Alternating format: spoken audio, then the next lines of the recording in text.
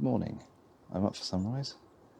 The sun hasn't arisen yet. It is actually past sunrise, but it's been particularly overcast today, as you can see behind me in this direction. But the sun is coming. And I'm currently stood underneath the old TV mast on the west of Cardiff. So there's a few nice hedgerows over this way, but I'm probably going to walk down the downs and see what I can find. Good morning, horses. Still drizzling a little bit at the moment, but it's hopefully just blowing over. I don't actually understand how it's raining when there are no clouds over the top of me, but never mind. I'm going to talk a little bit about the autofocus settings on the OM-1 today. I don't have an Atomos recorder, so this might not be particularly interesting, to be honest. On the upside, I do have new shoes, and they are not squeaky. This is a significant upgrade, albeit relatively expensive. There are very few shoes that fit my grotesque clown feet. Look how unsqueaky they are. Basically witchcraft. So yes, autofocus settings on the OM-1.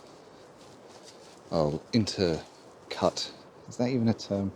I will intercut this with some clips of the menu systems that I'll take later. I don't know what it is about this morning, but the S5 does not want to focus on me correctly. It's probably drifting in and out of focus now.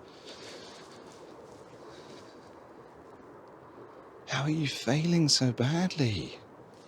If Panasonic ever fix their autofocus, they will take the camera market by storm, because everything aside from it is fantastic. But the autofocus is just not good. I mean, you can see it. This is at a constant distance from my face. I'm not moving in the frame. I'm in the dead center, and it can't handle it. It's just appalling. This isn't even particularly low contrast. I don't understand. My girlfriend did tell me it wouldn't be too muddy this morning, which I think might have been a slight exaggeration.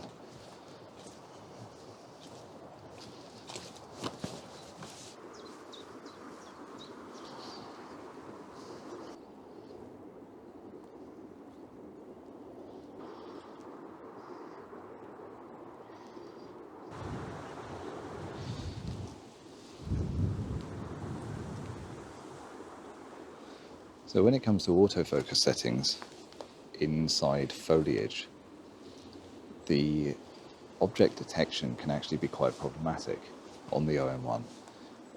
And I imagine on other cameras that work in similar ways, because the object detection is different to the focus points on the sensor used to actually change the focus of the lens. So it can identify a bird even behind sticks, but then in order to focus on the bird, it puts the focus points where the head of the bird is, and if there's a stick in front of the head of the bird, it will focus on the stick instead. And this is quite a problem. So when in dense foliage, I toggle object detection on and off quite a lot, and for me, I can't see a bloody thing. In order to toggle object detection on and off, I use the top function button on the front, which falls just on my middle finger. And I find that to be quite an effective way of toggling it on and off quite quickly.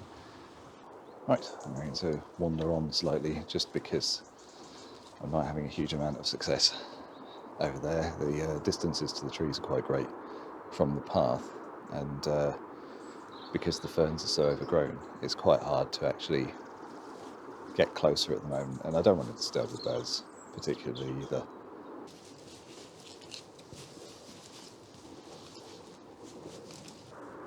Why is this now focusing okay? God knows. Well, the sun has gone in for 10-15 minutes, so while I wait for that to come back out and to inevitably not get any bird photos because everything's hiding from me anyway.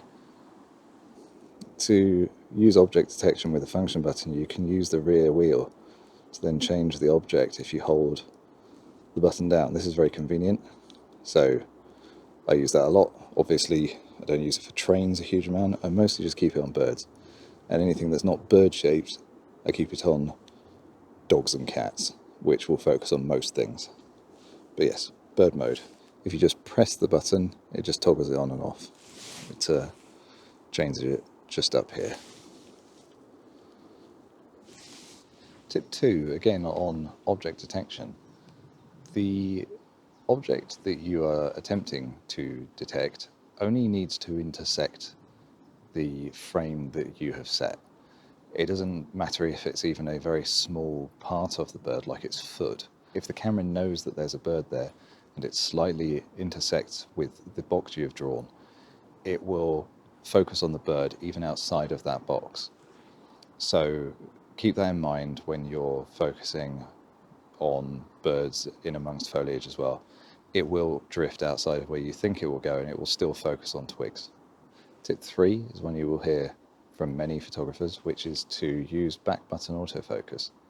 And one of the main benefits of this is that you can leave the camera at all times in continuous autofocus mode. As I said in my OM-1 review, I don't use continuous AF plus tracking.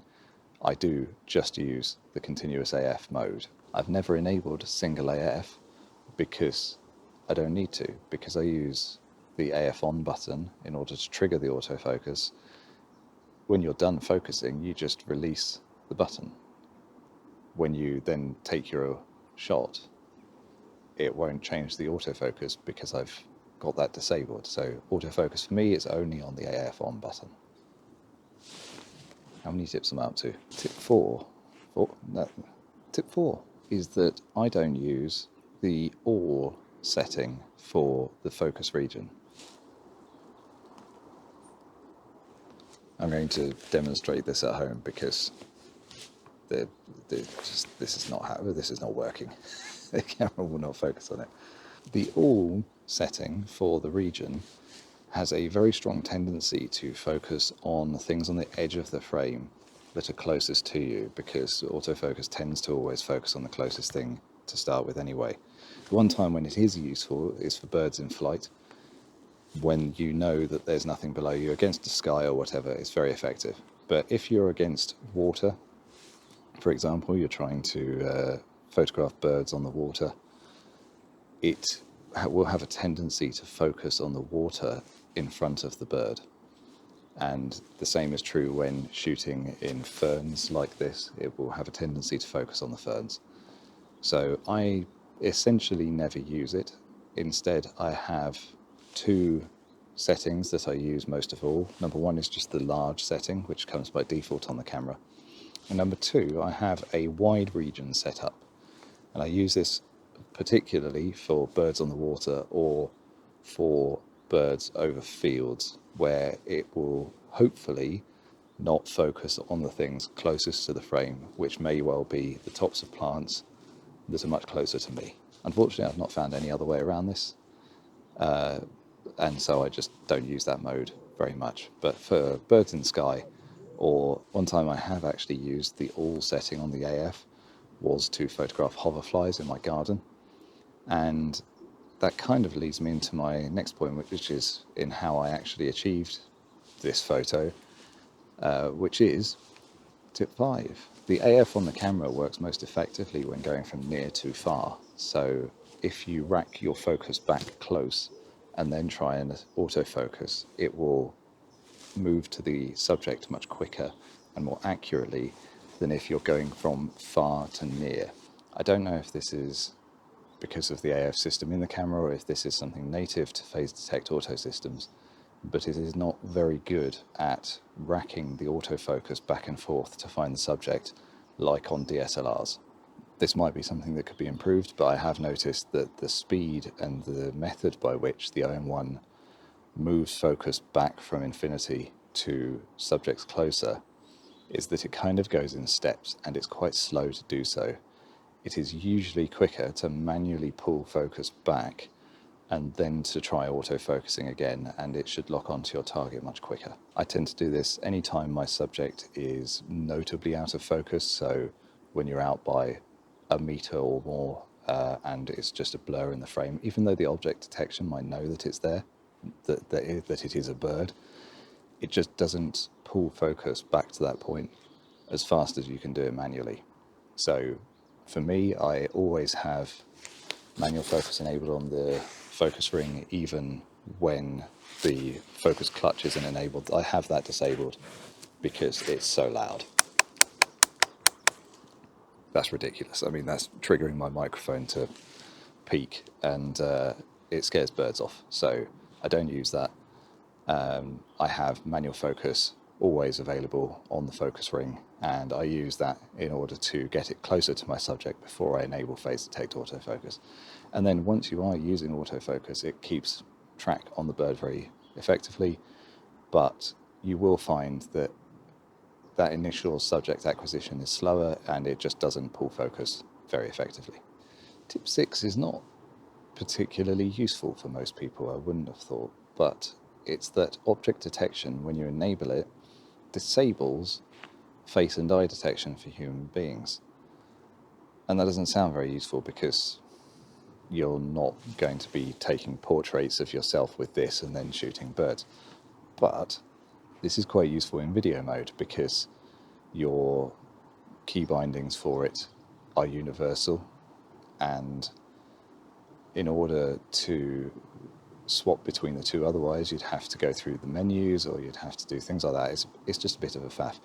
So the easiest thing I found is to first enable face and eye detection and then use your button that you've got configured for object detection to toggle that on and off instead. And when you toggle object detection on, it turns off eye detect for people, and when you turn object detection off, the human face detection will come back on again.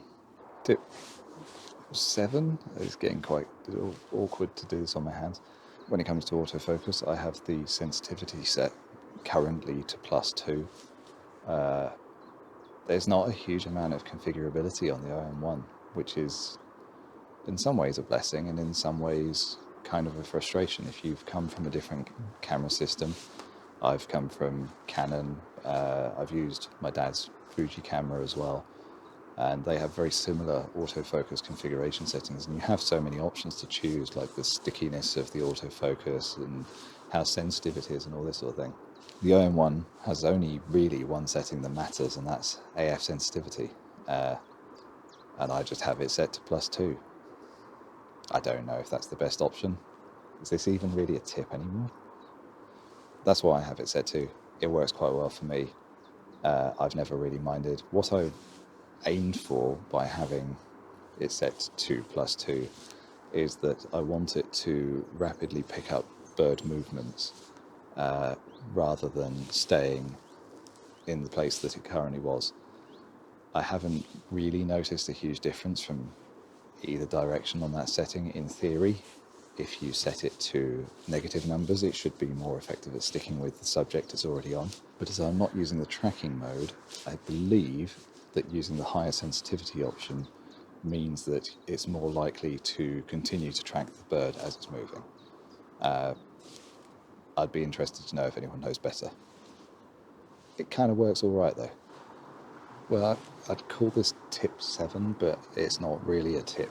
The AF limiter in the camera doesn't really work as far as I can tell. The one on the lens works fine, although the 300mm lens has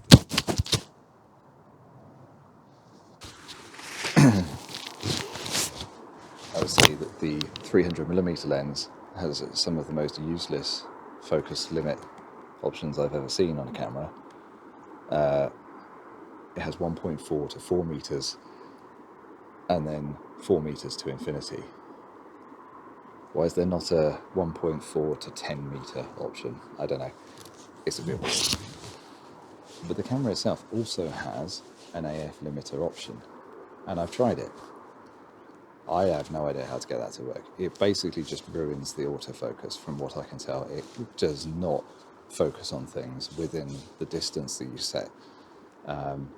Maybe it's the opposite way around. I don't really understand. It's not very well explained. Another not tip, but note about the autofocus is I would say that the AF peaking, where it shows you using colours which section of the photograph is in focus, is wildly unreliable. I don't know the circumstances in which it happens, but it's sometimes working, sometimes not working. I don't change anything. A small bird just flew past. I don't know where it went, but I find it very hit and miss. I don't know. It's quite strange. It's actually, when it works, it's very effective in terms of how it shows the contrast and stuff. It's actually better than the Panasonic S5 in that regard, which for some reason just doesn't show focus peaking as well. But yeah, on the OM-1 sometimes it just doesn't do it.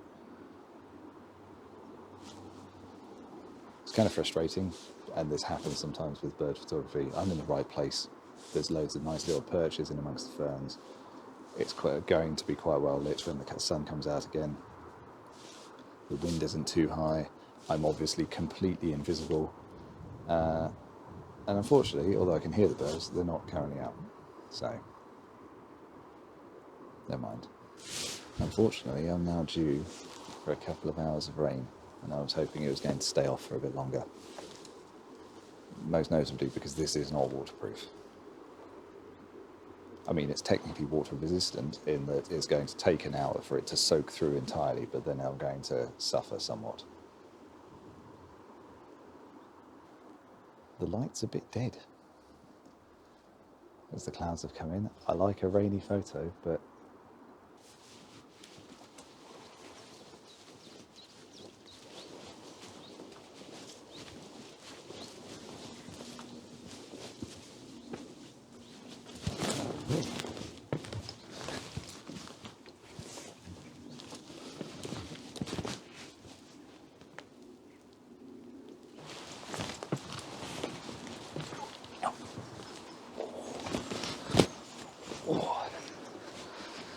oh, I whacked my shin really hard. Well, there's no point really me going over that style. It's just a field with grass in it. There's nothing in it. Let's go and hang out by some of the bushes again. Well, the sun is back out again. And it's going again. Well, hopefully those autofocus tips have been of some use to at least some people when it comes to configuring the OM-1. I'm sure the high quality B-roll taken in my kitchen with my realistic test subject will have provided some context to what I've tried to explain. If I get an Atomos Ninja or something in the future, I'll revisit this video and put a bit more effort into actually recording what I'm seeing. Although in order to do that I would actually have to see some birds. Right, I'm giving up for the day. I'm almost out of storage space on my filming camera. Thanks for watching. Until next time.